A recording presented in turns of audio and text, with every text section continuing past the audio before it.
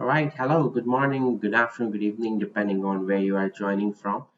My name is Moiz Ali. I am joining from Toronto, Canada today. Thank you for joining my talk on machine learning with PyCaret. So, a little bit about me. My background is finance and economics. I've practiced finance and economics for many, many years before moving into data science, machine learning, and some of the cooler stuff we are going to talk about today. I've worked in healthcare and education for a very long time. Currently working for a large software company that builds software and hardware for retailers. But my organization particularly build a highly scalable machine learning based forecasting system for retail and CPG companies. Uh, in terms of talk today, I'm going to talk about PyCaret, an open source Python library for machine learning that I conceived and created in 2020. Um, and by the end of this session, you would learn what is PyCaret, you would know about PyCaret, more about PyCaret if you have heard before, and you would see a live demo. We will implement a forecasting use case using new time series module of PyCaret. All right, so PyCaret is an open source low code machine learning library for building and deploying machine learning pipelines in Python. It is commonly used for rapid prototyping and primarily targeted towards citizen data scientists. The two keywords here are highlighted in red: a low code, which makes it different than other very popular and widely used libraries in Python, and citizen data scientists, because the simplicity of API and the consistency of API among other modules makes it really easy to adopt without any learning curve. You can use PyCaret for preparing your data, training machine learning model, analyzing them once they're trained, tune hyperparameters automatically, and then log everything using a ML flow interface or weights and biases or any other custom interface as you are performing these experiments.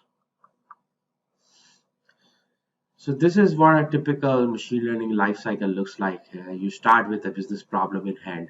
It could be losing customer too fast, in which case it's a customer churn problem, or not being able to convert leads into sale, it's a lead conversion problem. Or you may have an inventory management problem that you can translate into, that may be happening because of lack of accurate forecasting, right? At that point, it becomes a forecasting problem.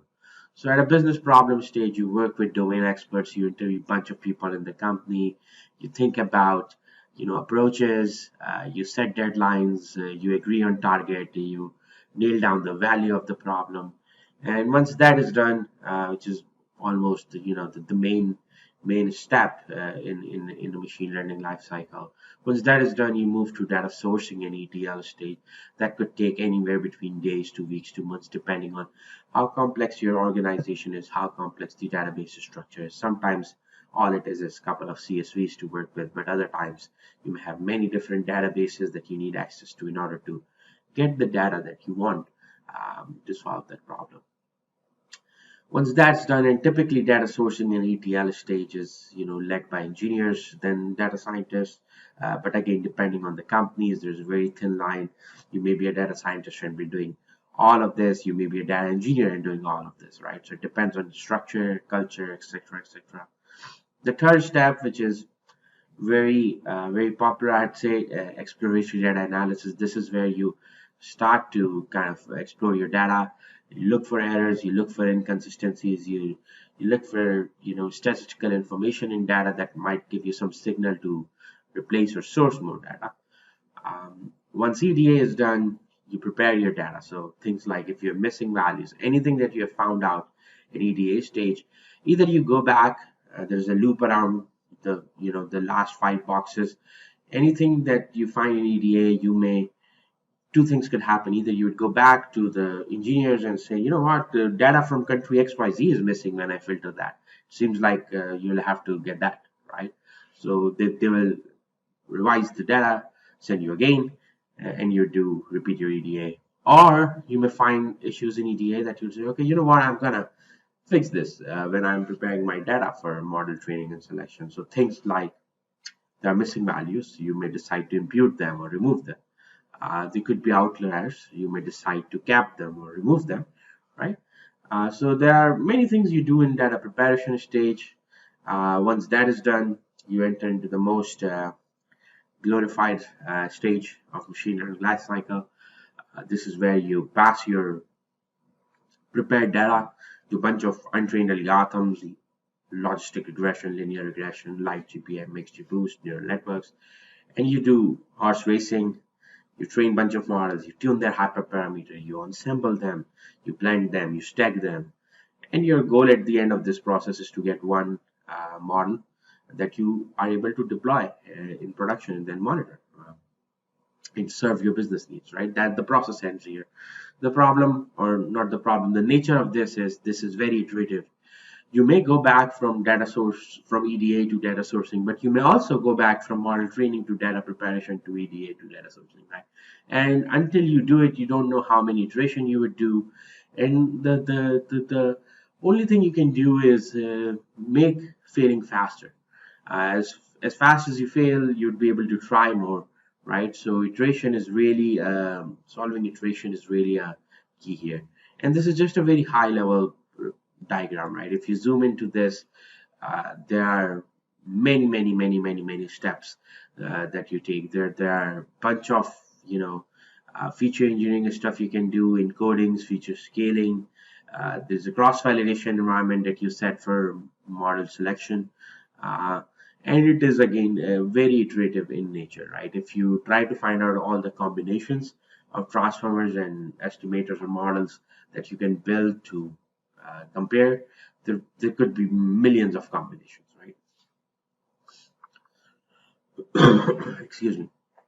So PyCaret is an open source low code library that will help you to replace the boilerplate code that you have for training and comparing models. At the moment, there are 7 use cases supported in PyCaret, supervised and unsupervised. The most recent module that we have added is the time series module. Today's demo is also around. There are 2 demos today in this talk. One is simple time series forecasting, and then what happened when you're dealing with a really large number of time series, really big data. So the second demo is around how to use PyCaret and Spark together with the help of a project called Fugue and distribute the training process over a cluster, over a Spark cluster. You can use Dask or Ray as well, but in this demo, I'm going to use a Spark cluster. So at the moment, PyCaret has 7 modules. All the APIs are pretty consistent. You know one of the module, you know rest of it automatically.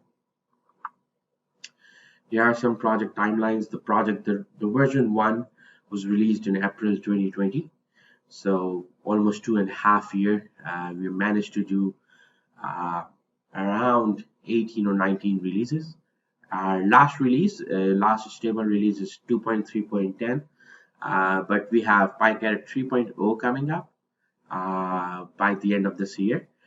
We have done a couple of release candidates starting June of 2020. So today we have release candidate 4 as of 16 November. And we plan to have a final 3.0 release by the end of the year. So we managed to get more than 8 million downloads in last 2.5 years. And recently PyCaret has crossed more than 100,000 downloads on a daily level, which is a very big milestone that not many libraries are able to cross. We have over 93 contributors that have committed to the code base PyCaret, which is really big deal, and they are all individual contributors. And now is the moment to say thank you to all of them.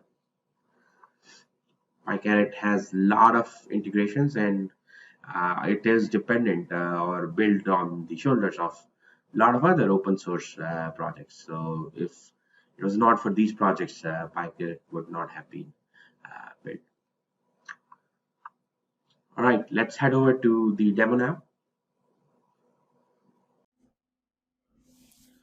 All right, here we are on Google Colab. I've installed PyCaret pre, which means the latest release candidate for PyCaret 3.0. I will restart my runtime, and then let's just get some data to work with. So I will get this function get data and then download this data from PyCaret repository. This is the number of downloads by day for I think for 90 days or so, right? Let's just check total dot plot. Yep, 90 days. You can see it has clear trend and some seasonality as well. Let's change few things in the data frame. So at the moment, if you see the types, the data object is not typed correctly, right? So let's just change that. Data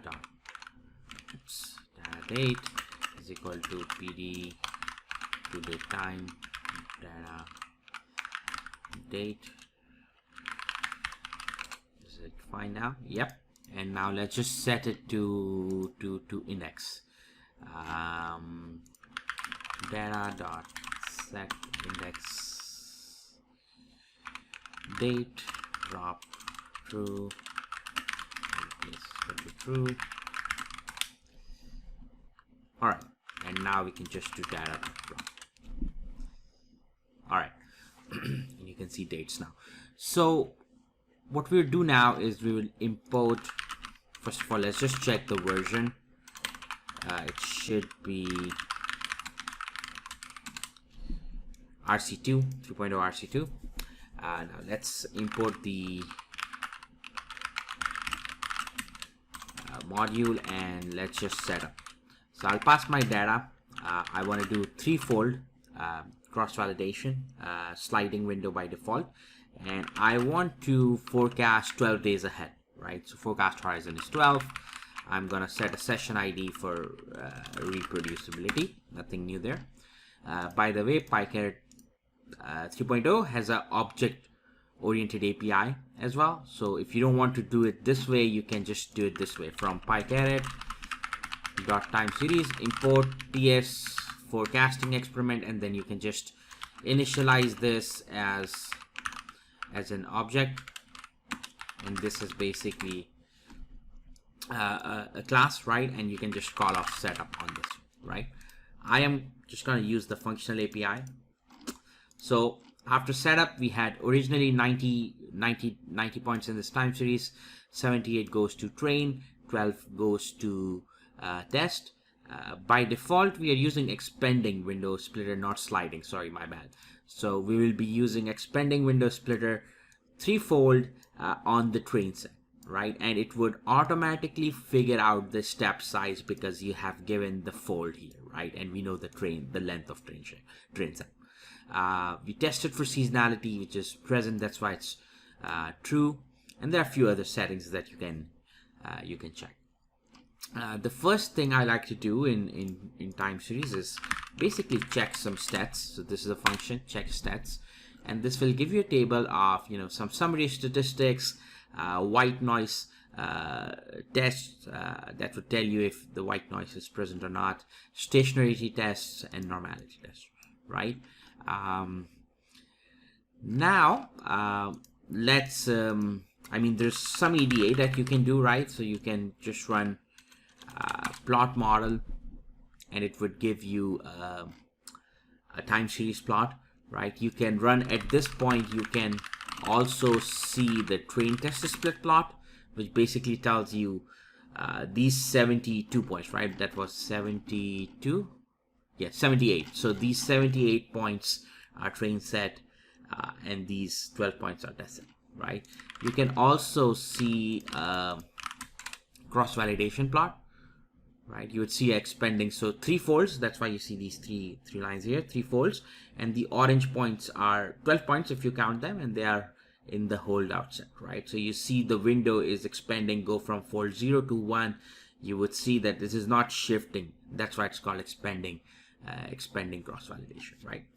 All right, and there are a few more. So you can check ACF, PSCF plots. You can check diagnostics plot, right? And if you want to see the complete list, just check the documentation of this function here, and you would see all the plots.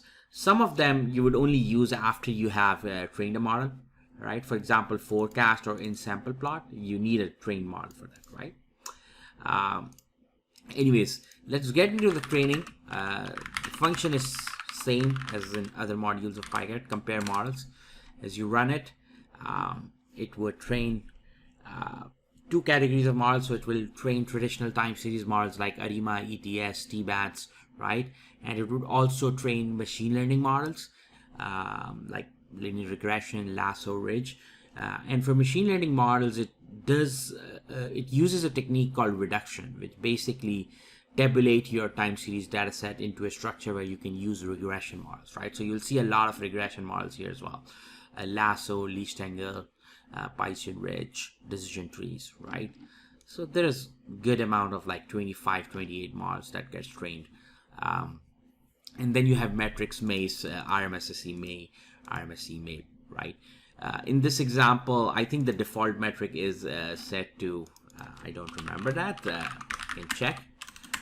The default is set to MACE, okay, so the first one. So based on MACE, Theta Forecaster is the best model. You can see the model. It has, oops, sorry, not Theta, best. Right, it has some parameters. SP is the parameter. I think it has more parameters. Yeah, there's deseasonalized parameter in initial level.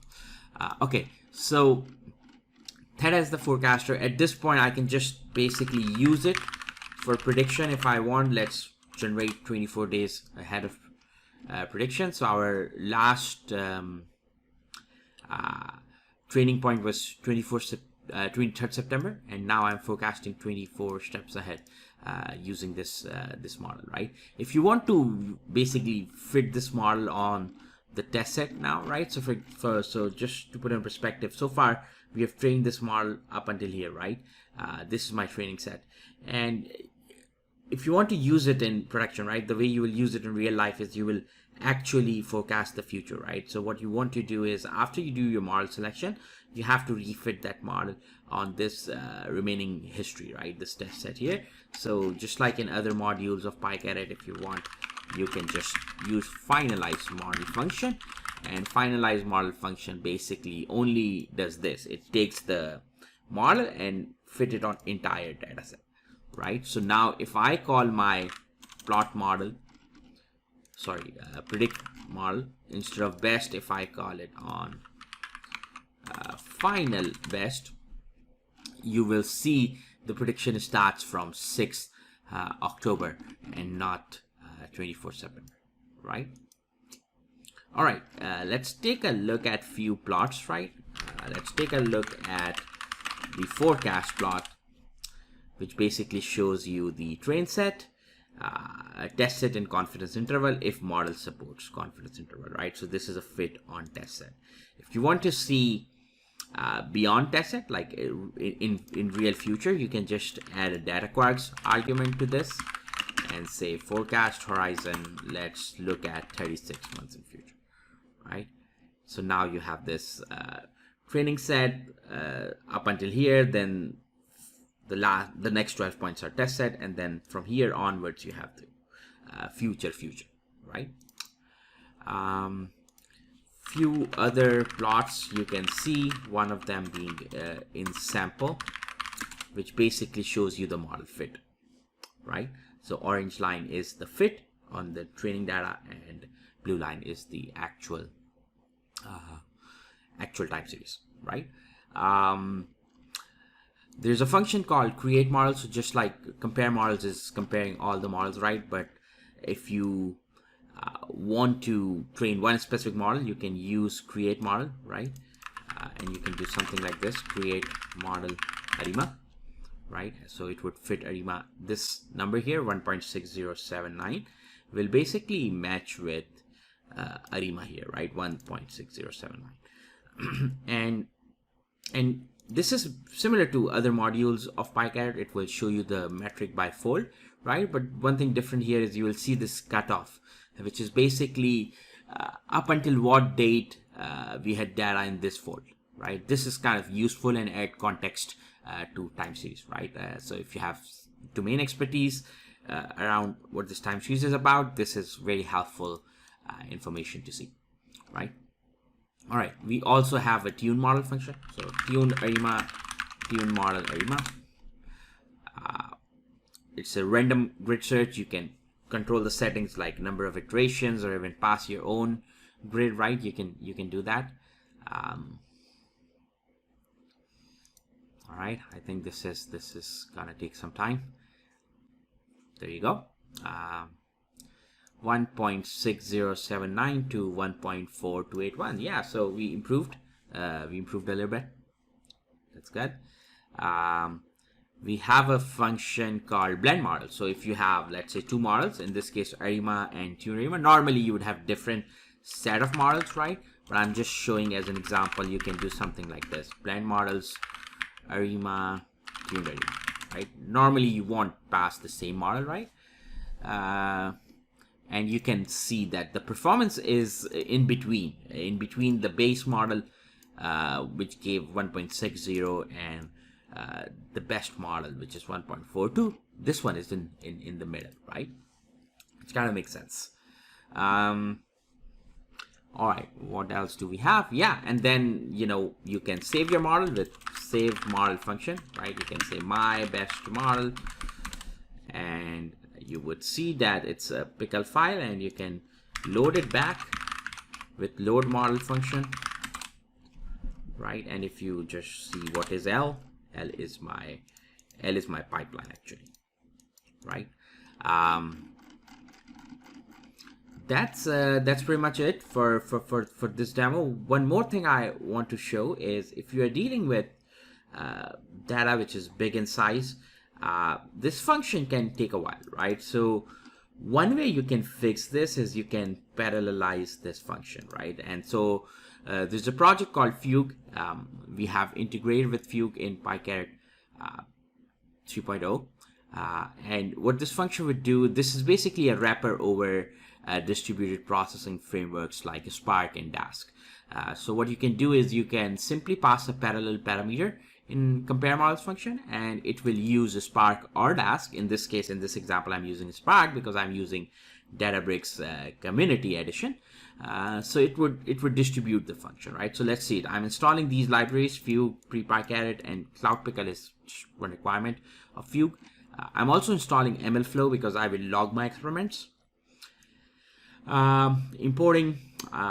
Importing this dataset here, airline, right? I'm using a simpler dataset here, 4.3, forecast horizon 12, and then I'm setting these two additional parameters which would log experiment for me. This is what dataset looks like. It's a monthly dataset, and it basically is number of passengers traveling in that month. It's a very old dataset, so we have 144 points in our data, 132 training, and 12 data points in test set, expanding window splitter threefold, right? And you can see, because of log experiment, you can see MLflow logger here, and it has basically printed a message that the name does not exist, so I have created a new experiment for you. So the experiment is created behind the scene, and I'll show where you can see them at the end. So here I would just create a Spark session, right? And then from PyCaret parallel, import Fugue backend. And all you have to do is just basically pass the Fugue backend in parallel parameter inside compare models, right? And you can see now this is basically a Spark job, right? You can see it's completed, right? But you can see the logs and the maps, right? And we have ensured that the performance that you see here basically matches if you don't use parallel processing, right? So you can reproduce the results either way. Those plots, and now because of that log experiment parameter, you can go to experiment, and you can see that you can just go to experiment MLflow, and you can see all these are different sessions, right?